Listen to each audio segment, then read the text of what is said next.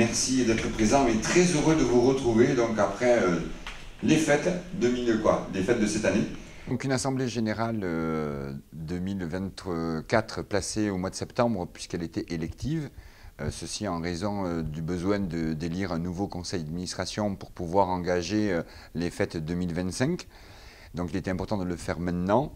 Une AG qui a présenté un bilan à la fois moral et pas vraiment financier, mais qui rapportait un petit peu les nombres d'entrées. L'ensemble de nos fêtes et des spectacles qui ont été présentés au cours de ces fêtes ont reçu, on va dire, un franc succès moral, puisque la qualité y était, l'engagement des acteurs y était, l'émotion y était.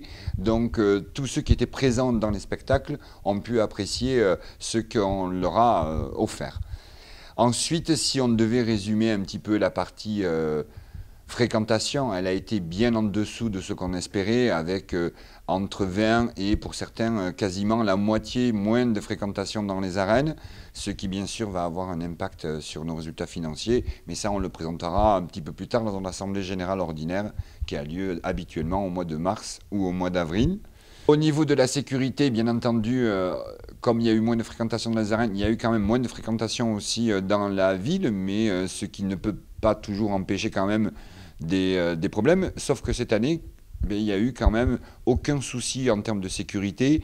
Elle a été bien gérée, comme l'a stipulé Christian Lafargue, à la fois adjoint à la sécurité, mais présent au sein du conseil d'administration du comité des fêtes pour la sécurité. Effectivement, les fêtes se sont bien déroulées pour moi, il n'y a pas eu d'incident majeur. Je crois que je peux dire qu'on a amélioré le stationnement, parce qu'en 2023 c'était un peu le bazar. Et avec mes deux policiers municipaux, on a vu quand même beaucoup de mal. Et cette année, on n'a pas connu ces mêmes problèmes. On s'est amélioré également parce qu'on a posé, vous l'avez remarqué certainement, des bornes qu'on peut maintenant déplacer à souhait. La Croix-Rouge, peu d'intervention aussi.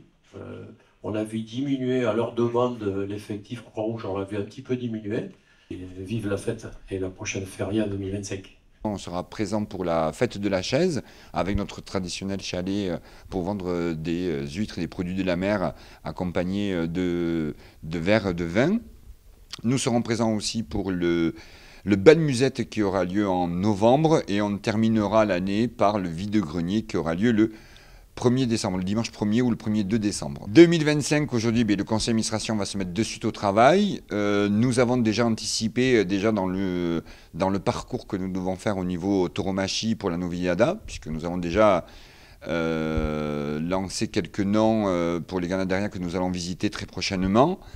Et ce que je peux vous dire aujourd'hui, puisque le programme n'est pas fait et n'est pas réalisé, puisqu'il faut le nouveau conseil d'administration, je peux simplement vous dire que les fêtes auront lieu du 1er au 5 août 2025. Donc je vous donne rendez-vous en ce début du mois d'août 2025 et surtout notez-le bien sur vos agendas pour qu'on se retrouve à cette feria du Novillo 2025.